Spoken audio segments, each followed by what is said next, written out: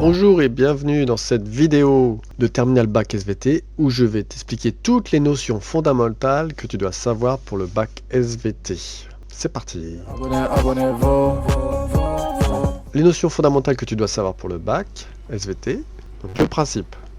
Donc toutes les notions fondamentales, ce sont des définitions que tu dois savoir ressortir le jour de ton écrit, de ton oral de bac SVT si tu dois passer au rattrapage. Individu ou cellule qui possède exactement le même patrimoine génétique qu'un autre individu. La réponse était le clone.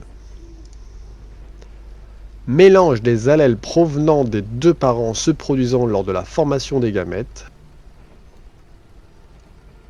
Brassage génétique. Échange de fragments de chromatides entre chromosomes homologues lors de la prophase 1 de la méiose. On appelle ça le crossing over, c'est le brassage intrachromosomique.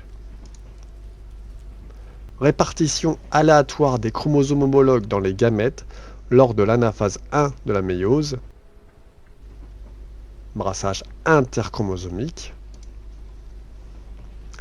Grand nombre de combinaisons possibles d'allèles dans les cellules reproductrices issues de la méiose.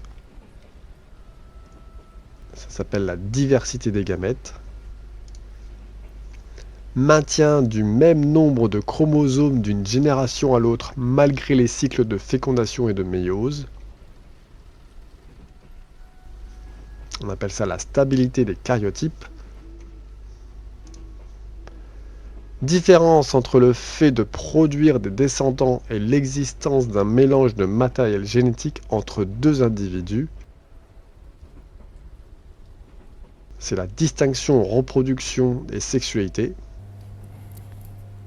Apparition de nouvelles combinaisons de gènes dans le génome d'un individu ou d'une espèce augmentant la variabilité génétique. C'est la diversification génomique.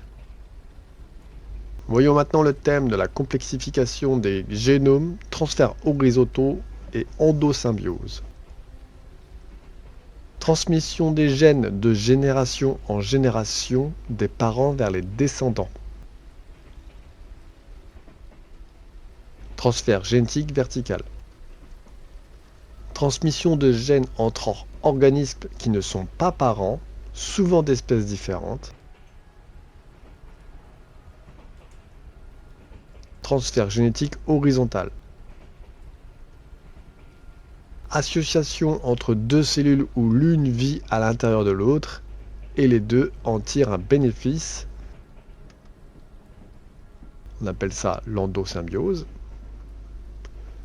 Transmission de caractères héréditaires liés à des gènes situés dans les organites du cytoplasme, comme les mitochondries ou les chloroplastes.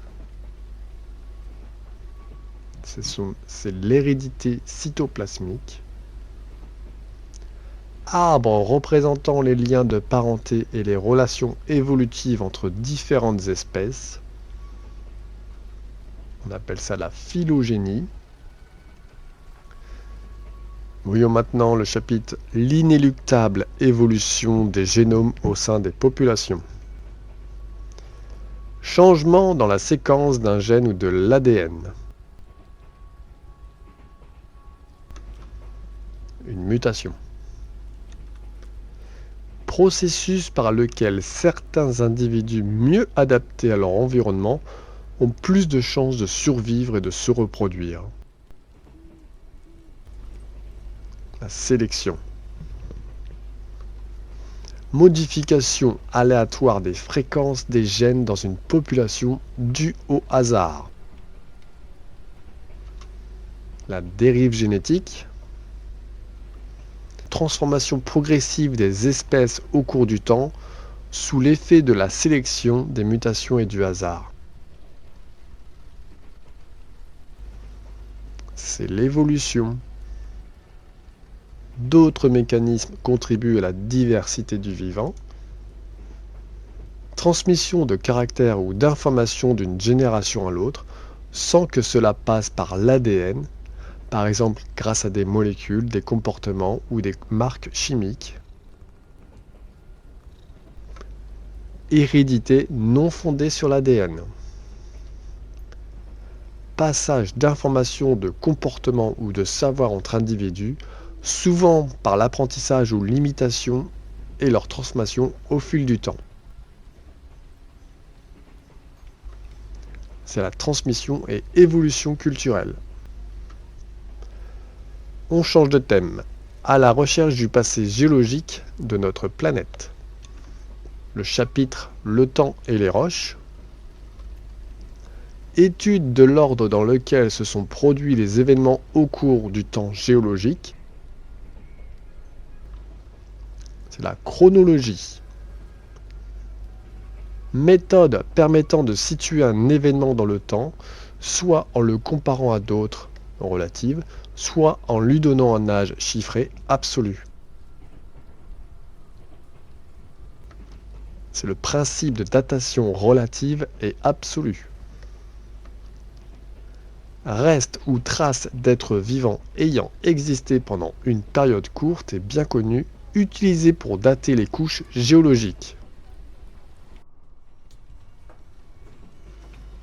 Ce sont des fossiles stratigraphiques. Éléments naturels, comme certains isotopes radioactifs, utilisés pour mesurer le temps écoulé depuis un événement géologique. On appelle ça un chronomètre. Voyons maintenant le chapitre sur les traces du passé mouvementé de la Terre. Ensemble des étapes de formation, de déformation puis d'érosion d'une chaîne de montagnes. C'est le cycle orogénique. Ensemble de roches provenant d'un ancien plancher océanique, aujourd'hui visible sur un continent après une collision de plaques. Ce sont les ophiolites. Reconstitution de la position des continents et des océans à différentes époques de l'histoire de la Terre.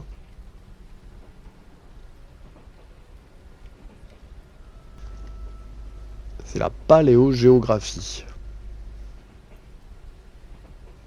Nouveau thème, de la plante sauvage à la plante domestiquée. L'organisation fonctionnelle des plantes à fleurs. Partie souterraine de la plante qui fixe celle-ci dans le sol et absorbe l'eau et les sels minéraux.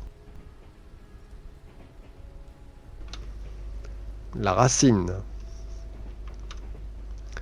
Partie aérienne allongée qui porte les feuilles, les fleurs et assure le transport de la sève. C'est la tige. Organe principal de la photosynthèse, souvent plat et vert qui capte la lumière. La feuille. Petit orifice situé sur les feuilles permettant les échanges de gaz entre la plante et l'air. Les stomates. Tissu qui transporte la sève brute, eau et sels minéraux et la sève élaborée. Les vaisseaux conducteurs. Zone de croissance d'une plante où les cellules se multiplient activement.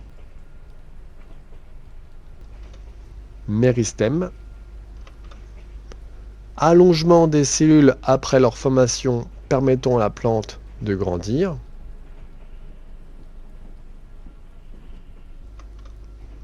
Élongation. Processus de formation des différents organes, feuilles, racines, fleurs à partir des méristèmes. Organogénèse. Voyons maintenant le chapitre sur la plante productrice de matière organique. Organite des cellules végétales où se déroule la photosynthèse. Le chloroplaste. Molécules contenues dans les chloroplastes capables de capter l'énergie lumineuse. Les pigments chlorophylliens. Réaction chimique lors de la photosynthèse où la lumière permet de séparer l'eau en dioxygène, protons et électrons.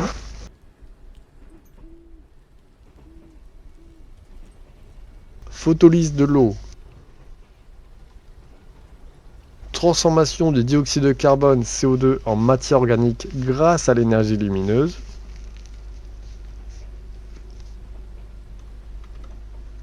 La réduction du CO2. Liquide qui circule dans les vaisseaux de la plante. L'un transporte l'eau et les sels minéraux depuis les racines, l'autre les sucres produits par la photosynthèse. La sève brute et la sève élaborée. Présence de nombreuses molécules différentes dans la plante, sucre, lipides, protéines, pigments, parfums, toxines, etc. C'est la diversité chimique dans la plante. Voyons maintenant le chapitre sur la reproduction de la plante entre vie et mobilité. Capacité d'une cellule végétale à redonner une plante entière. C'est la totipotence. Production d'un nouvel individu génétiquement identique à celui dont il provient. C'est le clonage. Organes reproducteurs de la plante à fleurs contenant les organes mâles et femelles. La fleur. Partie femelle de la fleur contenant l'ovaire et les ovules. Pistil. Cellule reproductrice femelle contenue dans l'ovaire de la fleur. Ovule végétal. Organe mâle de la fleur qui produit le pollen. Étamine. Cellule reproductrice mâle des plantes à fleurs. Le pollen. Organe issu de la transformation de l'ovaire après la fécondation contenant les graines. Le fruit. Structure issue de l'ovule fécondé contenant un embryon végétal. La graine. Transport du pollen depuis l'étamine jusqu'au pistil, puis dispersion des graines. Pollinisation et dissémination par le vent ou les animaux. Évolution conjointe de deux espèces qui interagissent étroitement comme les plantes et les pollinisateurs. Coévolution. Voyons maintenant la domestication des plantes. Plantes qui poussent naturellement dans la nature sans intervention humaine. On appelle ça une plante sauvage. Plantes modifiées par l'être humain au fil du temps pour répondre à ses besoins. Alimentation, culture, résistance. Plantes domestiquées. Variabilité des gènes au sein d'une espèce permettant la diversité des individus. Diversité génétique. Choix par l'être humain des individus ayant les caractères qu'il souhaite reproduire. Sélection artificielle.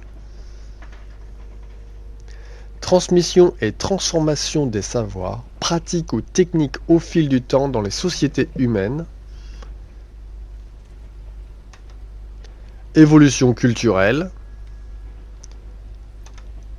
Allez, on change de thème, les climats de la Terre, comprendre le passé pour agir aujourd'hui et demain. Chapitre reconstituer et comprendre les variations climatiques passées. Phénomène naturel qui garde une partie de la chaleur du Soleil dans l'atmosphère terrestre. Effet de serre.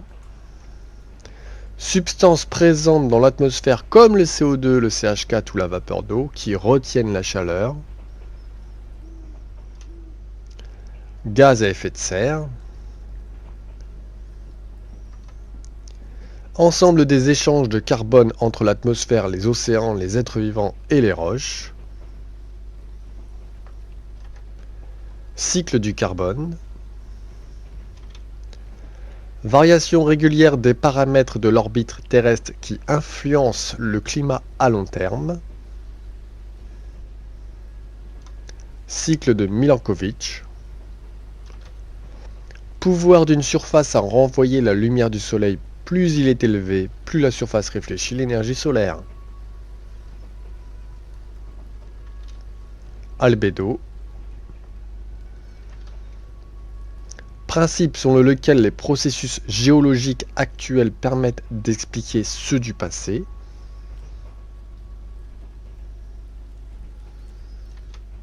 Principe d'actualisme. Mesure de la proportion entre les isotopes de l'oxygène dans les glaces ou les sédiments utilisés pour reconstituer les climats anciens. Rapport isotopique delta O18.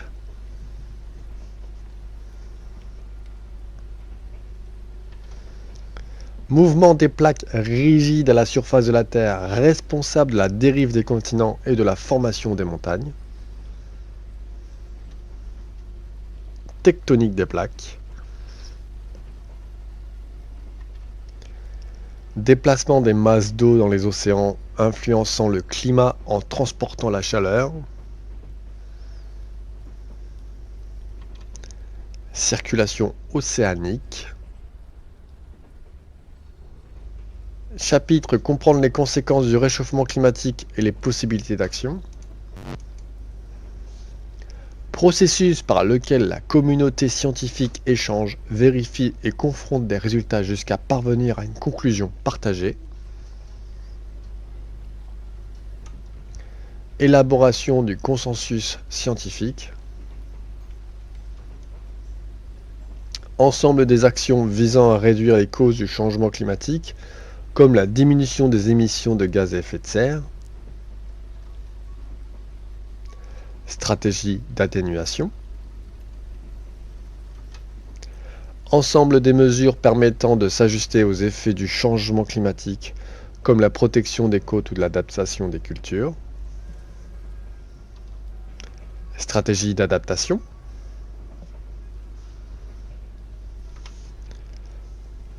Nouveau thème, comportement, mouvement et système nerveux. Le chapitre les réflexes. Ensemble des structures impliquées dans une réponse réflexe, récepteurs, neurones sensitifs, centres nerveux, neurones moteurs et organes effecteurs. Ce sont les éléments fonctionnels de l'arc réflexe. Deux muscles qui agissent en sens opposé pour permettre un mouvement. Quand l'un se contracte, l'autre se relâche. Muscle antagoniste. Cellules spécialisées dans la transmission de messages nerveux, composées d'un corps cellulaire, de dendrites et d'un axone. Caractéristiques structurales et fonctionnelles du neurone. Cellules spécialisées dans la transmission de messages nerveux, composées d'un corps cellulaire, de dendrites et d'un axone. Caractéristiques structurales et fonctionnelles du neurone. Zone de contact où le message nerveux passe d'un neurone à un autre ou d'un neurone à une fibre musculaire. Éléments structurels des synapses neuronales et neuromusculaires. Façon dont l'intensité d'un message nerveux est représentée par le nombre de potentiels d'action par seconde. C'est le codage électrique en fréquence. Transmission d'un message entre cellules grâce à la quantité de molécules chimiques libérées dans la synapse. C'est le codage biochimique en concentration. Nouveau chapitre, cerveau et mouvement volontaire. Processus par lequel un neurone moteur reçoit et additionne plusieurs messages nerveux avant de produire ou non un potentiel d'action.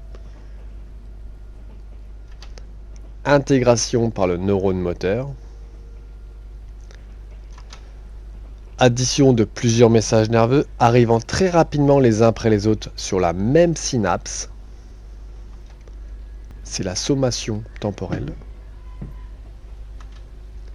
Addition de messages nerveux provenant de plusieurs synapses différentes arrivant en même temps sur un même neurone. C'est la sommation spatiale. Zone du cerveau qui commande les mouvements volontaires en envoyant des ordres aux muscles. C'est l'aire motrice. Capacité du cerveau à se modifier, à créer ou renforcer des connexions nerveuses en fonction de l'expérience et de l'apprentissage. Plasticité cérébrale.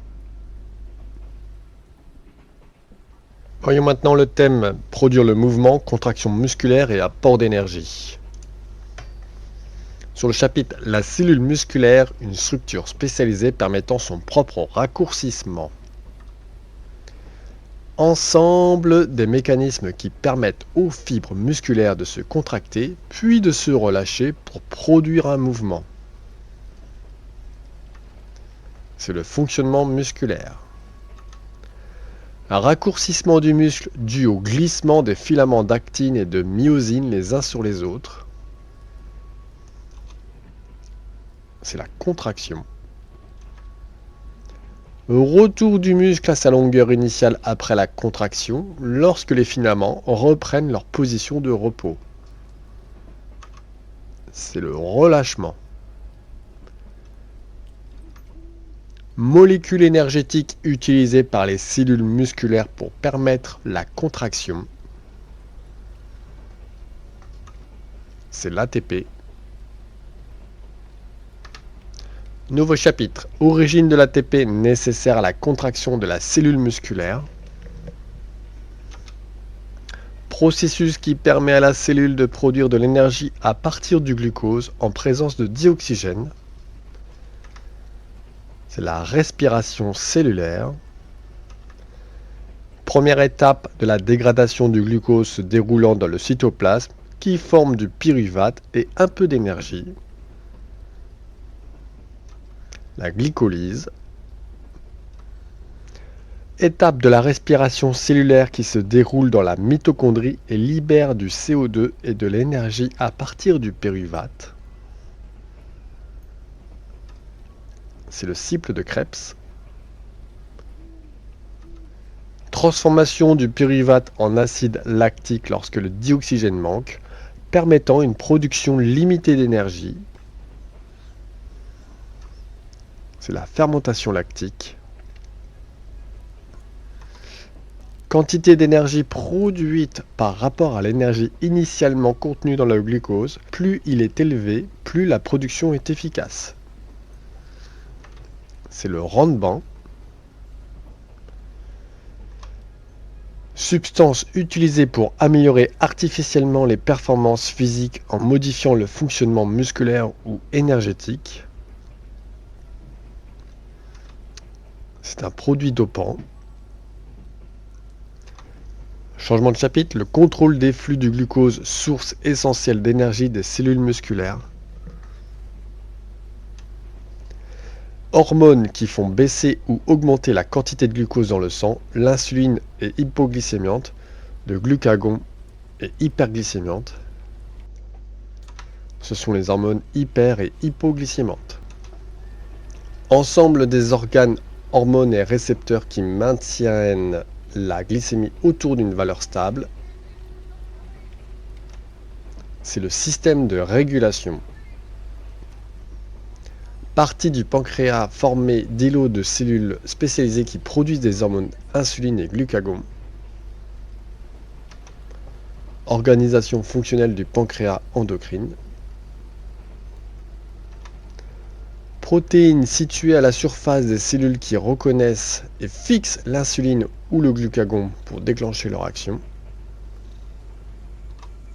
Ce sont les récepteurs à insuline et à glucagon. Maladie due à une destruction des cellules du pancréas qui produisent l'insuline, obligeant la personne à recevoir des injections d'insuline. C'est le diabète insulinodépendant type 1. Maladie dans laquelle les cellules de l'organisme deviennent moins sensibles à l'insuline, souvent liée à une alimentation trop riche et au manque d'activité physique. Diabète non insulinodépendant type 2. Nouveau thème, comportement et stress vers une vision intégrée de l'organisme. L'adaptabilité de l'organisme. Réponse rapide et temporaire de l'organisme face à une situation perçue comme menaçante. Stress aigu. Facteur physique, biologique ou psychologique qui déclenche une réaction de stress. Agent stresseur. Ensemble d'organes et d'hormones qui contrôlent la réponse au stress en libérant du cortisol.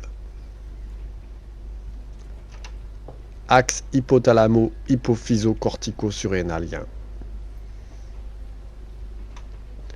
Hormones libérées par l'hypothalamus pour stimuler l'hypophyse au début de la réponse au stress.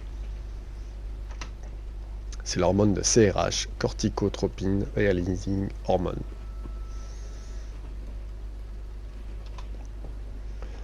Hormone produite rapidement par la médulo-surrénale, provoquant une accélération du rythme cardiaque et une augmentation de la vigilance. Adrénaline. Hormone produite par le cortex surrénalien qui agit plus lentement pour maintenir l'organisme en état d'alerte prolongé. Cortisol. Mécanisme de régulation où une hormone ou une action produite par un organe diminue l'activité du système qui l'a déclenché. Rétrocontrôle. Partie du cerveau impliquée dans les émotions, la mémoire et la gestion du stress. Système limbique, amygdale, hippocampe. Capacité d'un organisme ou d'un individu à retrouver un équilibre après un stress ou un traumatisme. C'est la résilience. Capacité d'un organisme à modifier son fonctionnement pour s'adapter à des changements de conditions. Adaptabilité. Ensemble d'éléments qui interagissent entre eux ou une modification d'un seul élément peut influencer tout le système. Système complexe.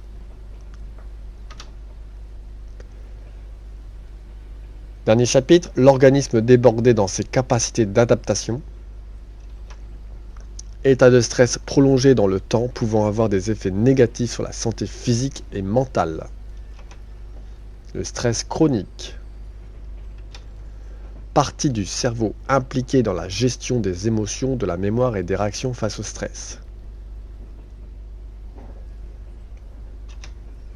Système limbique, amygdale, hippocampe. Zone du cerveau qui intervient dans la prise de décision, la réflexion et le contrôle des émotions. Cortex préfrontal. Capacité du cerveau à modifier ses connexions nerveuses en réponse à l'expérience, à l'apprentissage ou au stress. Plasticité du système nerveux.